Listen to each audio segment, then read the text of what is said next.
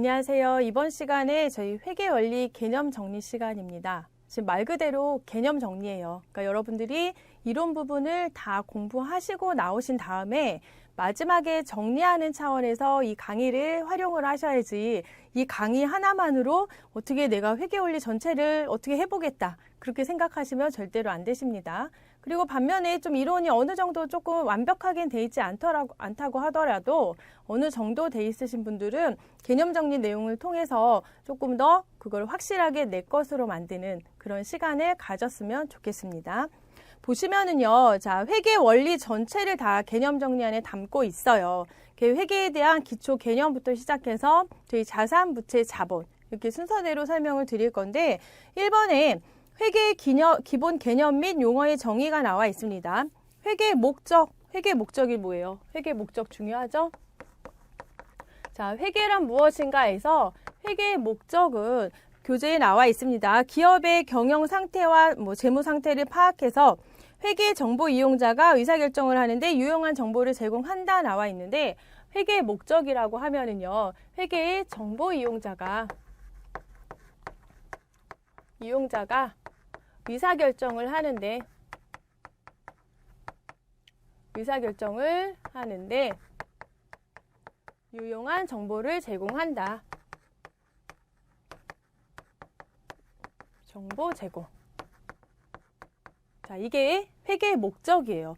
정보 이용자라고 되어 있는데 이거를요, 저희 회계 기업의 이해관계자 이렇게 표현을 하셔도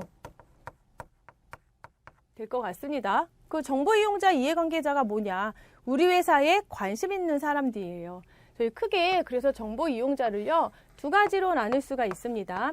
기업의 외부에 있는 외부 정보 이용자 하고요.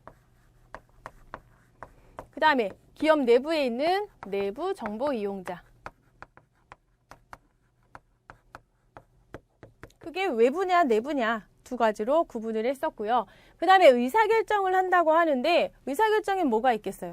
주주라고 하면은 저 회사 주식을 살 거냐 말 거냐. 채권자라고 하면 저 회사에 돈을 빌려줄 거냐 말 거냐. 종업원이다. 내가 이 회사를 다닐 거냐 말 거냐. 그런 의사결정을 하는 데 있어서 유용한 정보를 제공을 할 거예요. 정보 제공은요, 회사의 재무 상태와 경영 성과를 제공을 하는 거예요. 그러니까 회계라는 게 미래의 어떤 경제적 가치라든지 이 회사의 발전 가능성을 수치적으로 저희 표현을 할 수가 없어요. 제공할 수 있는 것은 그 회사의 재무 상태, 경영 성과. 재무 상태는 뭐예요? 그 회사의 자산이나 부채나 자본이 어떠냐. 그 다음에 경영 성과는요, 그 회사의 수익과 비용은 어떠한가. 이런 것들을 나타내 주는 게 회계의 목적입니다. 그래서 회계의 목적 한 줄로 되어 있는데 많은 의미들을 부여하고 있습니다. 회계를 분류해 놨는데요. 정보 이용자가 누구냐에 따라서 외부 정보 이용자를 위한 회계를 저희 재무회계라고 얘기를 합니다. 그 다음에 내부 정보 이용자를 위한 회계를 관리회계, 그 다음에 원가회계, 원가관리회계 개념이 많이 섞였어요. 여러분들이 관리회계로 나와도 이거구나. 원가회계로 나와도 이거구나 이렇게 아셔야 되지 관리회계, 원가회계를 이렇게 별도로 생각하시면 안 돼요. 그 다음에 하나 더 추가된 게 제 과세관청, 즉 과세관청 세무서죠. 세무서를 위한 회계를 저희 세무회계 이렇게 구분을 할 겁니다. 그리고 재무회계는 외부 정보 이용자를 위해서 정보를 제공한다고 했기 때문에 중요한 거 기업 밖에 수많은 사람들이 저희 회사 정보를 다 볼 거예요. 그냥 반대로 얘기하면 A라는 회사, B라는 회사가 서로 다른 기준에 따라 정보를 제공하게 된다고 하면 밖에 있는 사람들이 혼란스럽기 때문에 저희 재무회계는 기업회계 기준이라는 저 기준에 따라서 재무제표를 작성을 해야 됩니다. 그런데 관리회계는요, 쉽게 생각하셔서 제조기업의 제조 단가를 계산하기 위한 회계이기 때문에 그냥 우리끼리 잘 하면 돼요. 어떤 기준이 정해져 있지 않고요. 그다음에 세무회계는 세금 신고하기 위한 거니까 세법에 따라서 신고를 해야 될 겁니다. 그리고 재무회계 보시면은요, 기업의 재무 상태 경영 성과라고 했는데 작년에 우리가 매출이 어땠다더라. 작년에 수익이 어땠다더라. 주로 과거 지향적, 과거에 대한 정보가 제공이 돼서 되는 과거지향적 정보다 이렇게 얘기를 하고요. 그 다음에 관리회계는요. 앞으로 원가를 계산을 해서 여기에 뭐 마진을 얼마를 붙일 건지, 그래서 이익을 얼마를 발생시킬 건지 이런 내용들을 포함하고 있어서 미래지향적이다. 이렇게 얘기를 합니다. 그래서 회계 목적, 그 다음에 회계 분류 잘 정리를 해 놓으셔야 돼요. 그 다음에 기업회계 기준에 따른 재무제표 5가지 너무너무 중요하죠. 별표 막 쳐놓으시고 기억하셔야 돼요. 재무상태표, 손익계산서, 자본변동표, 현금분표, 주석. 5가지밖에 안 되지만 이거를 뭐 앞자를 따서 외우시던지, 이제 회계원리 다 공부하고 나시면 자동으로 기억이 되시는데 또 시험장에 가셔서 긴장이 돼서 이게 잠깐 헷갈리시면 안 되니까 반드시 5가지는 정확하게 기억을 하고 계셔야 됩니다. 그 다음에 재무상태표와 손익계산서 나와 있어요. 회계가 정보를 제공한다고 했는데 재무상태와 경영성과를 제공을 한다고 했습니다. 그 다음에 이런 정보를 제공할 때 재무제표를 작성해서 1차적 책임이 있는 사람은 경영자예요, 경영자. 재무제표 회계보고서죠. 회계보고서를 작성해서 외부에 공시해야 될 1차적 책임이 있는 자는 경영자고요. 크게 재무상태표, 손익계산서를 좀 구분해서 기억을 하도록 할게요. 손익계산서. 재무상태표는 그냥 회사의 자산부채 자본에 대해서 나타난다. 이건 다 알죠? 저희가 기억해야 될 거는 일정 시점 현재의 자산부채 자본에 대해서 나타내는 게 재무상태표예요. 보통 12월 31일이 기준이 될 겁니다. 결산일 현재 그 회사의 자산부채 자본에 대해서 나타내는 거고요. 손익계산서는 일정 기간 동안, 뭐 1월 1일에서 12월 31일 이렇게 되겠죠. 일정 기간 동안의 회사와 수익의 비용에 대해서 나타내는 게 손익계산서입니다. 기본 요소는 뭐 자산부채 자본 나와 있고요. 그다음에 수익비용, 수익에서 뭐 비용 빼면 순이익이 되겠죠. 기타로 뭐 자산의 측정, 수익비용의 인식 부분 나왔는데 여러분들이 읽어보시면 될 것 같고요. 손익계산서 재무상태표에서 의의가 좀 중요하니까 의의를 잘 체크하시기 바랍니다. 그 다음에 나와 있는 게 회계정보의 질적 특성이라고 나와 있어요. 회계정보의 질적 특성이 뭐였어요? 질적 특성이라고 하면 이 회계정보가 유용한가 유용하지 않은가를 판단하는 특성이었죠. 질적 특성을 충족시키면 그 회계정보는 유용한 정보이고 그렇지 않으면 유용하지 않은 정보였었습니다. 그래서 크게 목적 적합성하고 목적 적합성,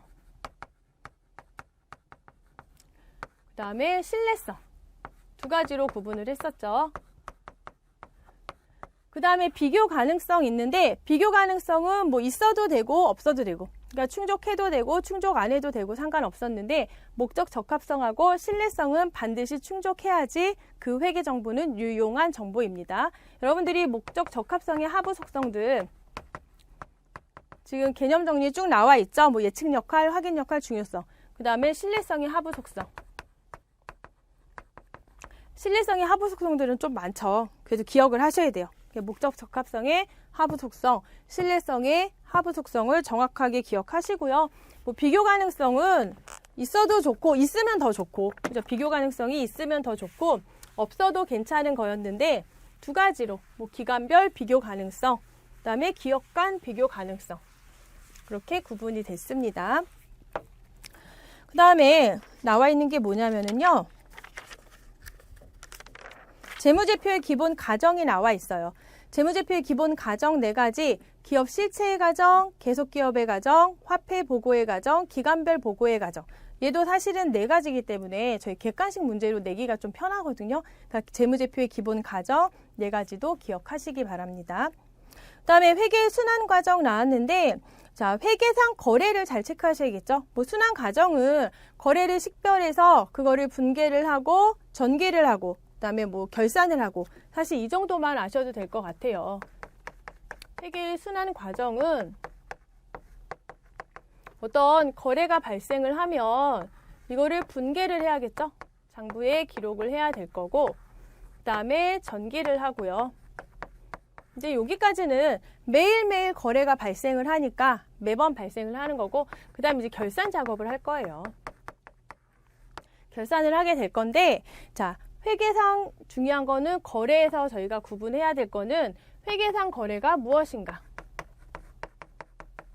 여러분들이 회계상 거래를 찾아내실 수 있어야 되죠. 회계상 거래라고 하면 자산부채 자본의 증감이 있어야 되는 게 회계상 거래였습니다. 그러니까 여러분들이 문제에서 회계상 거래인지 아니지 구분을 해내실 수 있어야 됩니다. 그 다음에 분개를 하시려면 거래에 팔려서 뭐 다 알고 계시죠? 거래에 팔려서도 정확하게 알고 계셔야 되고요. 대차평균의 원리라는 게 나왔는데 대차평균의 원리가 뭐죠? 대변하고 차변하고 금액이 같아야 한다. 그게 대차평균의 원리였습니다. 그 다음에 거래의 이중성은 회계상의 거래는 그 원인과 결과를 동시에 가져야 한다. 이게 거래의 이중성에 대한 내용이었죠. 그 다음에 결산하고 마감 얘기가 나왔어요. 결산에서는 여러분들이 결산 분개를 좀 잘 하셔야 될 겁니다. 자, 결산 수정 전 시산표를 작성해서 결산 수정 분개를 하고 수정 후 시산표, 장부 마감, 재무제표 작성 이렇게 나와 있는데 일단 시산표의 개념을 알고 갈게요. 시산표가 뭐였어요? 시산표라고 하면 회사의 자산, 부채, 자본, 수익, 비용, 계정 과목을 쭉 나열한 게 그냥 시산표거든요. 표예요, 표. 계정 과목들이 쭉 나열된 표인데 차변, 대변 금액을 검증함으로 인해서 기중의 분개를 제대로 했는지 안 했는지 살펴보는 게 시산표였어요. 시산표 보시면 총계정 원장에 설정되어 있는 각 계정 과목들을 일목요연하게 하나의 표에 집계시켰다. 그냥 표에 쭉 나와 있고요. 대차평균의 원리를 이용하여 회계에 오류가 있는지 여부를 확인하기 위해서 작성하는 표입니다. 그게 시산표 개념을 알고 가셔야 됩니다. 그다음에 결산분계 보시면 매출원가의 계산부터 나와 있는데 저희 매출원가 계산하실 수 있죠? 매출원가는 어떻게 계산을 해야 되냐? 기초상품 재고액에 단기 매입액을 더해서 기말상품 재고액을 빼시면은 매출원가가 계산이 될 겁니다. 그 다음에 수익의 결산, 비용의 결산 이렇게 나와 있어요. 수익의 결산, 비용의 결산에서는 저희 이연하고 발생을 기억하셔야 될 것 같아요. 자, 이연하고 발생이 뭐죠? 현금의 유출입과 상관없이 단기에 발생한 비용과 수익을 인식하자. 이연은 내년으로 넘기는 게 이연이었고요. 발생은 돈이 나가진 않았지만 또는 돈이 들어오진 않았지만 단기분을 인식하는 게 발생에 해당이 됐습니다. 미수수익 개념 보시면 미수 아직 받진 않았어요. 근데 단기 발생분 이자이기 때문에 수익이기 때문에 인식한 게 미수수익이었고요. 선수수익은 뭐죠? 돈을 미리 받았죠. 하지만 차기분 수익이기 때문에 내년으로 넘기는 게 선수수익으로 생각하시면 돼요. 비용에서요. 미지급 비용도 마찬가지입니다. 실제 돈이 나가진 않았지만 단기분 비용을 인식하는 게 미지급 비용. 선급 비용은 뭐죠? 돈은 나갔지만 저희가 단기분이 아니기 때문에 차기로 넘기는 게 선급 비용이었어요. 그래서 얘를 이연이랑 발생을 좀 구분을 해두시면 이연이 내년으로 넘기는 건데요. 내년으로 넘기는 거에는 선수수익이 있고 그다음에 미지급, 선급 비용이 있었고요. 발생 쪽에는 뭐가 있었냐면 미수수익, 그다음에 미지급 비용이 있습니다. 결산할 때는 주로 여기에 해당되는 부분을 잘 정리를 하셔야 돼요. 그다음에 자산의 평가에서 대손충당금 설정하고 감가상각비 회계 처리하고 여기에 나와 있는 것들은 저희가 해당 계정 과목 파트에 가서 또 다뤄질 거기 때문에 여러분들이 굳이 결산해서 따로 정리해야 된다 그런 생각하지 마시고요. 해당 파트, 만약 대손충당금이다 매출채권 파트 가서 정리하겠다 이런 생각을 하시면 될 것 같습니다. 네, 부채의 평가는 부채 유동성 대체.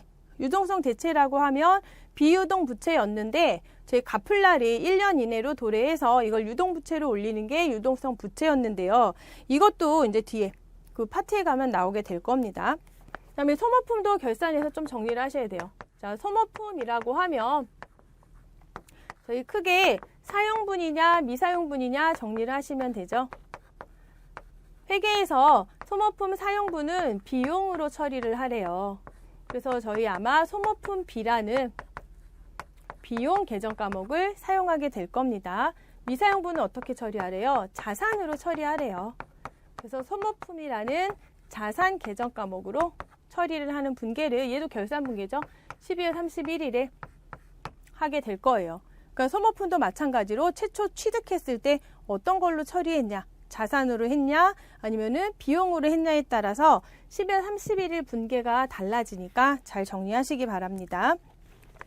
그다음에 상품의 매매 거래 나와 있어요. 그 상품의 뭐 매입과 매출 얘기가 나와 있는데 한번 보도록 하죠. 매출액은 총 매출액에서 매출 애누리 할인을 빼죠. 그다음 매출원가 아까 적어 드렸습니다. 기초에서 단기 상품 매입액 더해서 기말 상품을 뺐습니다. 애누리, 환입, 할인에 대한 개념이 나왔죠. 저희가 매출한 상품의 하자가 발생해서 값을 깎아주는 게 애누리였죠. 근데 다시 돌려오는 게 환입이었고요. 제품에 아무런 하자가 없는데 저희 대금의 조기 결제로 인해서 깎아주는 게 할인이었어요. 그러니까 애누리, 환입, 할인 세 가지 개념 정확하게 아시고, 만약에 매출 쪽 입장이면 매출액에서 차감을 할 거고, 매입 쪽 입장이면 매입액에서 차감을 할 겁니다. 상품 매매에 따른 부대 비용 나왔는데 이거 어떻게 처리해야 되냐? 상품 매매에 따른 부대 비용은 매입자가 부담하는 경우 상품 원가에 가산을 하죠. 좀 정리를 할게요. 상품 매매 시 부대 비용이 발생을 했을 때 누가 부담하냐에 따라 틀려지거든요. 만약에 매출자가 부담을 했대요. 매출자가 부담하면 이게 그냥 비용으로 처리를 할 거예요. 근데 이거를 매입자가 부담을 했다. 그럼 뭐 상품이 이렇게 전달이 될 거니까 매입자가 부담하면 상품의 취득원가에 포함하는 형식으로 처리를 할 겁니다. 그러니까 상품 매매 시 부대 비용도 누가 부담을 했냐 잘 처리를 하시면 될 것 같아요. 계정 과목 설명 나왔는데 저희 유동자산부터 나와 있죠. 유동자산이라고 하면 뭐죠? 재무상태표일 12월 31일을 기준으로 해서 1년 이내에 현금화가 가능한 자산이 유동자산이었습니다. 유동자산이 크게 당좌자산하고 재고자산으로 구분이 되면서 당좌자산에 현금 및 현금성 자산 나왔죠. 현금 및 현금성 자산에서는 여러분들이 어떤 계정 과목이 현금 및 현금성 자산에 해당되는지를 잘 이렇게 걸러내실 수 있어야 돼요. 현금, 뭐 보통예금, 당좌예금, 그다음에 현금성 자산 있는데 동그라미 4번의 현금성 자산은요. 취득 당시 만기가 몇 개월이네? 3개월 이내. 일수로 따지면 한 90일 정도 돼요. 취득 당시 만기가 3개월 이내 도래하는 것을 현금성 자산으로 한다. 매출 채권은요. 일반적인 상거래, 주된 영업활동이라고도 하는데 매출 채권은 일반적인 상거래에서 발생한 외상인데요. 자, 매출자가 있을 거고요. 마찬가지로 매입자, 양쪽 개념으로 보시면 되니까 매입자가 있으면 매입자가 매출자한테 상품을 판매했다. 그럼 매입자는 뭐 현금을 줄 수도 있고 외상으로 할 수도 있고 어음을 지급할 수도 있습니다. 뭐 현금 준 거는 둘째 치고 만약에 순수한 외상 거래를 했다. 매출자 입장에서는 외상 매출금이 되겠죠. 그럼 매입자 입장에서는요. 외상 매입금이 될 겁니다. 어음을 주고 받았다. 매출자 입장에서는 받으러음이에요. 그 다음에 매입자 입장에서는 뭐죠? 지급어음이죠. 그래서 외상 매출금과 받으러음을 더해서 이것을 저희는 매출 채권이다 이렇게 얘기를 하고요. 그 다음에 외상 매입금과 지급어음을 더해서 매입 채무다. 이렇게 얘기를 합니다. 그러니까 매출 채권, 매입 채무 개념도 아셔야 될 것 같아요. 그 다음에 미수금 나왔는데 미수금은 뭐죠? 똑같이 외상 거래인데 일반적인 상거래 이외의 거래에서 발생한 게 미수금인데 미수금 주의하실게요. 순수한 외상 거래는 미수금, 어음을 주고받은 것 그때도 미수금으로 쓰셔야 돼요. 지금 일반적인 상거래는 어음을 주고받으면 뭐 받으러음, 지급어음 했는데요. 일반적인 상거래 이외의 거래는 어음을 주고받는다고 하더라도 받으러음 하시면 안 되고요. 미수금이란 계정 과목 나와야 한다. 그 다음에 기타 보시면 계약금을 미리 지급했을 때 성급금이란 계정 과목 나왔고요. 그 다음에 현금의 유출이 있었지만 저희 원인을 알 수 없을 때 임시적으로 사용하는 가지급금이 있었습니다. 그 다음에 법인세 미리 냈던 것은 저희 선납세금이라고 썼고요. 현금 과부족, 실제 현금과 장부상 현금 차이 났을 때 현금 과부족이란 개정 과목을 썼었죠. 저희 현금 과부족은 발생 시, 원인 판명 시, 결산 시 세 가지 단계로 나눠서 정리를 하셔야 될 것 같아요. 자, 넘어가셔서 재고자산 보시면은요. 재고자산에서는 재고자산의 취득원가 문제. 취득원가가 뭐죠? 매입가액에다 취득 부대 비용을 더해서 할인, 애누리, 환출을 뺀 게 취득원가고요. 그 다음에 재고자산의 포함 여부 결정을 좀 체크하셔야 돼요. 자, 운송 중인 재고자산. 이게 뭐예요? 매입자의 재고자산으로 볼 거냐 말 거냐 그거죠. 우리 회사의 재고자산으로 볼 거냐 말 거냐. 선적시 인도 기준은요. 일단 배에 싣기만 해도, 선적이 되기만 해도 매입자의 재고자산에 해당이 되죠. 도착지 인도 기준은요. 도착해야지 매입자의 재고자산에 해당이 됩니다. 할부 판매는요. 판매 시점이에요. 일반적인 경우 판매 시점. 위탁 상품은 뭐죠? 수탁자. 그죠? 위탁 상품은 수탁자가 저희 재고자산을 고객에게 판매한 시점. 그때 판매된 거기 때문에 그때까지 기다려야 됩니다. 그 다음에 시성품은 뭐예요? 매입하는 사람이 구매 의사를 표시해야지 저희 재고자산에서 빼야 되는 거니까 구매 의사를 밝히지 않는 것은 판매자의 재고자산이다. 이런 얘기가 나와 있습니다. 그 다음에 기말재고자산을 평가해서 수량 결정 방법 딱 두 가지죠. 계속기록법, 실질재고조사법. 그 다음에 단가를 결정하는 방법 중에서 여러분들이 물가 상승 시, 그죠? 물가가 하락하는 경우 재고자산 단가 결정 방법은요. 여러 가지가 있어요. 선입선출법, 후입선출법, 개별법, 평균법 이런 게 나왔는데 자, 각각의 특징들도 아셔야겠지만 물가가 상승하는 경우 또는 물가가 하락하는 경우에 각각 방법에 따른 매출원가하고 그다음에 이익하고 기말 재고자산 재고자산의 금액을 비교를 하실 수가 있어야 됩니다. 그냥 상승하는 경우 하나만 볼까요? 자, 상승하는 경우 한 개 구입할 때 100원, 두 개 구입할 때 120원, 세 개 구입할 때 140원 이렇게 하면 두 개를 판매했대요. 개당 200원에. 그러면 선입선출법이랑 후입선출법이랑 비교를 해보죠. 매출액은 똑같이 400원이에요. 자, 매출원가. 선입선출법은 앞에 두 개가 먼저 팔렸으니까 220원. 후입선출법은요, 뒤에 두 개가 먼저 팔렸죠? 260원. 그래서 매출 총이익이죠. 이익을 계산을 했더니 얘는 180원, 얘는 160원 이렇게 될 겁니다. 그 다음에 기말재고자산 봤더니 선입선출법은 앞에 두 개 팔렸으니까 뒤에 거 하나가 남아있고요. 후입선출법은요, 뒤에 두 개 팔렸으니까 앞에 거 하나 남아있겠죠. 물가가 상승하는 경우에 매출 원가는 후입선출법이 크죠. 그 다음에 이익은요, 선입선출법. 기말재고자산은 선입선출법이 컸습니다. 그래서 이런 부분들을 여러분들이 상승하는 경우, 하락하는 경우로 좀 정리를 해 놓으셔야 될 것 같아요. 그 다음에 기말재고자산의 평가, 기말재고자산은 저가법을 적용한다. 기억하시고요. 그 다음에 감모손실이라는 게 나와 있어요. 감모손실은 실제 수량하고 저희 장부상 수량의 차이인데 재고자산의 감모손실이라고 했습니다. 평가손실은 시가와 취득원가의 차이로 생각하시면 되고요. 그 다음에 감모손실은 뭐죠? 감모손실은 수량 차이예요. 실제 수량과 장부상 수량의 차이인데 감모손실을 어떻게 처리할 거냐 두 가지로 나와 있습니다. 정상적이냐 비정상적이냐. 자, 정상적인 감모손실은 매출 원가에 가산을 하래죠. 비정상적인 거는요, 영업의 비용으로 처리하라고 되어 있으니까 감모손실도 정리하시면 될 것 같습니다. 그 다음에 대손회계 처리 나와 있는데 결산 시 저희 대손 상각비랑 그 다음에 대손 충당금을 추가로 설정을 할 거예요. 그 다음에 대손 발생 시를 좀 체크를 하셔야 되는데 자, 대손이 확정이 됐다. 대손이 발생하게 되면은 저희 해당 매출 채권을 없애야겠죠. 채권을 없앨 텐데 첫 번째 차변에 쓰는 게요. 대손 충당금 잔액이 있으면 대손 충당금 잔액을 먼저 쓰셔야겠죠.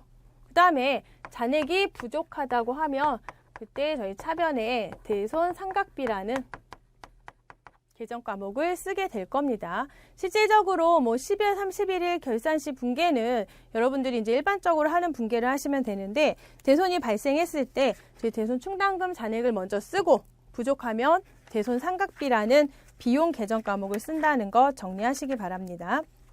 그 다음에 유가증권 얘기가 나와 있어요. 유가증권이 뭐죠? 재산적 가치가 있는 어쩌고저쩌고 나와 있는데 유가증권이라고 하면 저희 크게 지분증권하고 채무증권으로 구분을 했었습니다. 유가증권을 구분을 하는데요. 크게 지분증권하고 그 다음에 채무증권. 지분증권은 주식이었죠. 채무증권은 사채였어요. 그 유가증권을 취득하는 목적에 따라 단기 매매 금융자산이냐, 그 다음에 만기 보유 금융자산이냐, 매도 가능 금융자산이냐, 지분법 적용 투자 주식이냐 이렇게 구분을 했습니다. 단기 매매 금융자산은 단기간 매매 차익을 목적으로 취득한 거라서 저희 지분증권에도 해당이 됐고 채무증권에도 해당이 됐어요. 만기 보유 금융자산은 만기까지 보유할 의사와 능력이 있는 자산인데 이거는 만기가 있어야 되기 때문에 지분증권은 해당이 안 됐고요. 채무증권에는 해당이 됐습니다. 매도 가능 금융자산은 단기도 아니고 만기도 아니고 둘 다 해당이 됐고요. 지분법 적용 투자 주식은 그 회사를 피투자 회사를 지배할 목적으로 저희가 취득한 거기 때문에 지분증권에는 해당이 됐지만 채무증권에는 해당이 되지 않았습니다. 여러분들이 각각을 구분하실 수도 있어야 되고요. 그 다음에 취득원가에서 단기매매증권 얘만 좀 예외적이었거든요. 매입 부대 비용을 어떻게 처리했어요? 매입 부대 비용을 비용으로 처리를 했죠. 나머지는요. 매입 부대 비용을 매입 시 발생한 부대 비용을 나머지는 취득원가에 포함을 시켰는데 단기 매매 증권만 매입 부대 비용 처리한 것 기억하시기 바랍니다.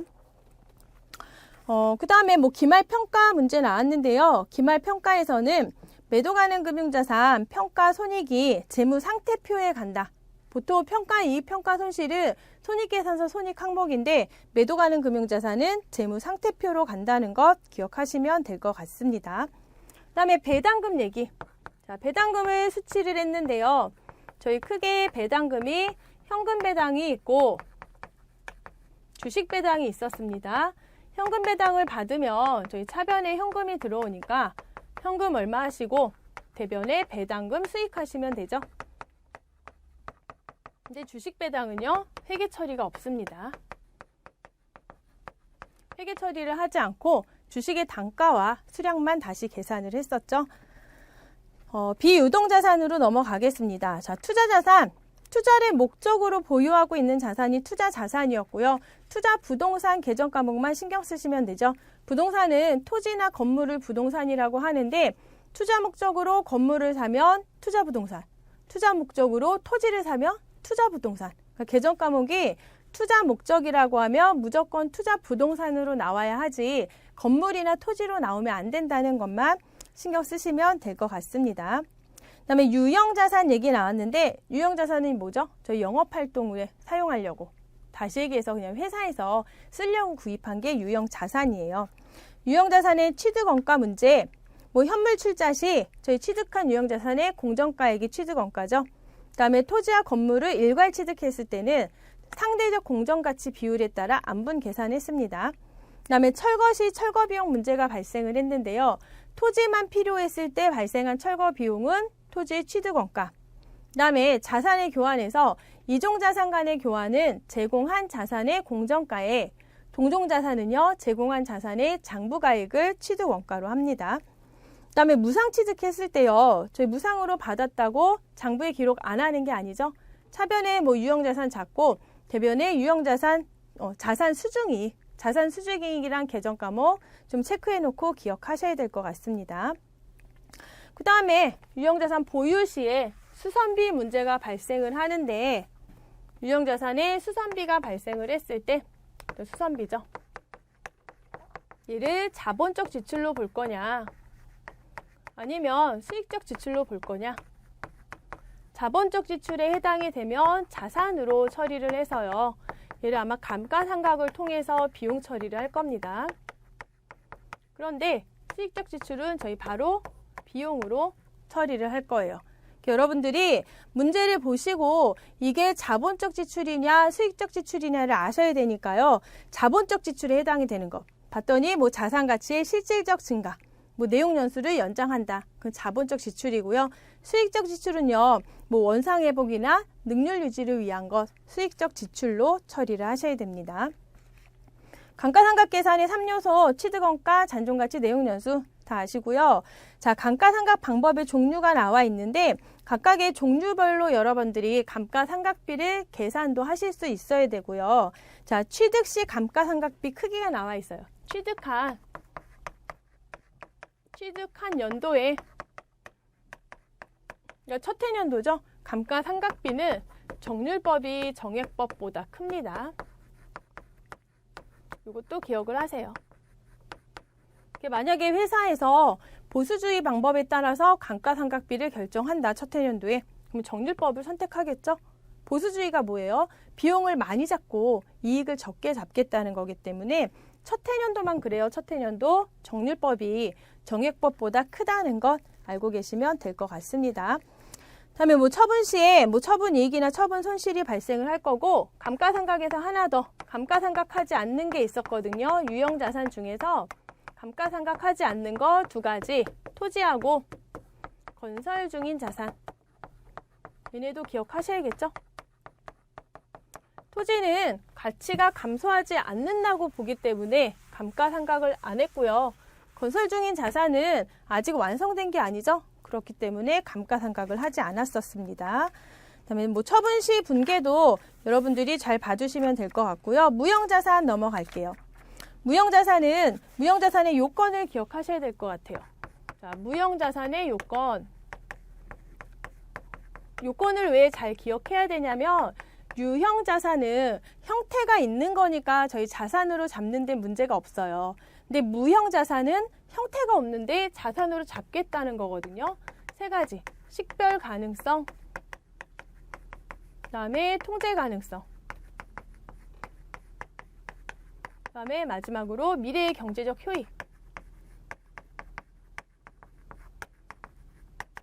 이 세 가지 요건이 모두 충족돼야지 무용자산으로 잡을 수가 있습니다. 뭐 취득원가 같은 경우는 유형자산과 같고요. 영업권에서 기억하셔야 될 거는 자가창설 영업권은 인정이 안 된다. 반드시 외부에서 돈을 주고 사갖고 와야 되죠. 그 다음에 개발비 두 가지로 나눠서 저희 연구 단계에 들어가는 돈하고 그 다음에 개발 단계 구분을 해서 기억을 하셔야 됩니다. 뭐 무조건 개발 단계에 들어간 건 무조건 비용 처리한다. 틀렸죠? 뭐 연구 단계는 무조건 뭐 자산으로 처리한다. 안 됩니다. 연구 단계에 들어가는 돈은 저희 연구비라는 비용으로 처리할 거고요. 개발 단계는 무형자산 요건을 충족하며 개발비라는 자산으로 처리를 할 거고요. 그 다음에 만약에 요건을 충족하지 못한다. 그러면 경상개발비라는 비용으로 처리를 하게 될 겁니다. 그러니까 개발비 부분, 연구 단계, 개발 단계 구분해서 기억을 하셔야 됩니다. 그 다음에 무형자산 상각 방법 나왔는데 여러분들이 무형자산의 상각은요. 유형자산 상각하고 좀 비교를 해서 무형자산의 상각하고 그죠? 유형자산의 상각을 비교해서 기억을 하세요. 다시 얘기하면 유형자산에 없는 내용들을 기억하시면 되겠죠? 뭐 직접 상각법을 사용한다. 그 다음에 체크하셔야 될 게 보시면은요. 잔존가액은 없는 걸로 한대요. 잔존가액이 0이고 그 다음에 뭐 상각기간은 관계 법령 등에서 정해진 경우를 제외하고는 20년을 초과할 수 없다. 그 다음에 상각방법은 일단 회사에서 정하는데 합리적인 방법을 정할 수 없을 때는 어떤 걸 사용한대요? 정액법. 그러니까 동그라미 2번, 3번, 4번을 정확하게 기억하셔야 될 것 같습니다.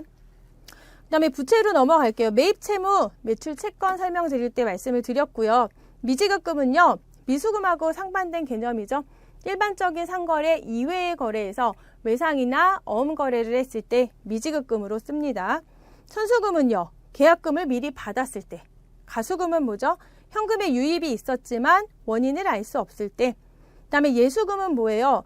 보통 이제 급여 같은 거 지급할 때요, 저희 원천징수를 하죠. 그때 예수금이란 계정 과목을 썼고요. 유동성 장기 차입 부채는 저희 원래는 비유동 부채였는데 12월 31일을 기준으로 해서 갚을 날이 1년 이내에 도래했던 것, 그게 유동성 장기 차입 부채였죠. 유동성 대체할 때 사용했던 계정 과목이었습니다. 유동 부채 계정 과목 크게 어려운 부분들 없으니까 저희 비유동 부채로 넘어갈게요. 비유동 부채에서는 여러분들이 사채에 좀 신경 쓰세요. 비유동 부채 쪽에서는 사채, 특히 발행가액 부분을 신경 쓰시면 될 것 같습니다. 이자율에 따라서 액면 발행이냐, 할인 발행이냐, 할증 발행이냐 이렇게 구분이 되죠. 저희 액면 이자율하고 시장 이자율이 같아지면 이거는 액면 발행이었죠. 그 다음에 액면 이자율보다 시장 이자율이 높다. 이거는 할인 발행입니다. 그 다음에 액면 이자율이 시장 이자율보다 높았으면 이건 할증 발행이죠. 사채 부분에서는 특히 발행 시 회계 처리, 발행 시 회계 처리에 신경을 쓰시고, 그다음에 액면 이자율하고 시장 이자율에 따라서 저희 발행 가격이 틀려지니까 이 부분을 잘 정리하셔야 될 것 같습니다. 나머지 부분은 여러분들이 보시면 될 것 같고요. 퇴직급여 충당 부채 부분도 대손 충당금 설정하는 부분하고 같은 내용이기 때문에 퇴직금 지급 시에 동그라미 1번 퇴직급여 충당 부채 잔액이 있으면 퇴직급여 충당 부채 잔액을 먼저 쓰고, 부족하면 뭐래요? 퇴직급여라는 비용 계정 과목을 썼었죠. 자, 자본으로 넘어가도록 할게요. 자본금부터 보시면 액면가액의 발행주식 총수를 곱한 겁니다. 자본금은 다른 거 말고요. 분개하실 때 얘는 무조건 액면가액을 적어야 된다. 액면가액의 발행주식 총수를 곱해서 자본금을 계산을 할 거니까 자본금도 액면 발행, 할인 발행, 할증 발행이 있는데 사채하고는 좀 상황이 틀리죠. 사채는 이자율 때문에 생긴 거고 자본금 쪽은요, 많은 요인들이 작용을 하기 때문에 저희가 이 교재를 통해서 왜 액면 발행인지, 왜 할인 발행인지, 할증 발행인지는 언급할 수가 없어요. 그렇기 때문에 문제에서 그냥 주는 대로 여러분들이 분개를 하시면 될 것 같고요. 다음에 자본잉여금이 뭐였죠? 자본잉여금이라고 하면 주주와의 거래에서 이익이 된 것들이 자본잉여금에 해당이 됐고요. 다음에 자본조정. 자본조정은 주주와의 거래에서 손실난 것들. 그 다음에 기타 포괄손익 누계. 기타 포괄손익 누계액에서는 저희 매도가능증권 평가 손익 있죠? 매도가능 금융자산 평가 손익을 기억하시고요. 이익잉여금 중에서는요, 전체적인 내용도 알고 계셔야겠지만 이익준비금 기억하셔야 됩니다. 이익준비금은 뭐죠? 금전에 의한 배당. 그러니까 회사에서 현금 배당을 하는 경우 배당금의 10% 이상씩 반드시 적립해야 되는 게 이익준비금이었는데, 이익준비금에 대한 개념도 정확하게 알고 계셔야 될 것 같습니다. 그 다음에 배당 지급하는 회사 입장에서 선언일, 그 다음에 지급시 분개가 나와 있는데 여러분들이 그냥 한번 정리하시면 될 것 같아요. 자, 여기까지 해서 저희 독학사 2단계 회계원리 개념 정리, 지금 많은 내용을 조금 짧은 시간에 정리를 해드렸습니다. 중요한 부분 설명드린 것들은 다시 앞으로 가셔서 이론 부분 저희 책을 살펴서 자세하게 정리를 해 놓으시고요. 나머지 부분들은 공부하시면서 차근차근 하시면 될 것 같습니다. 수고하셨습니다.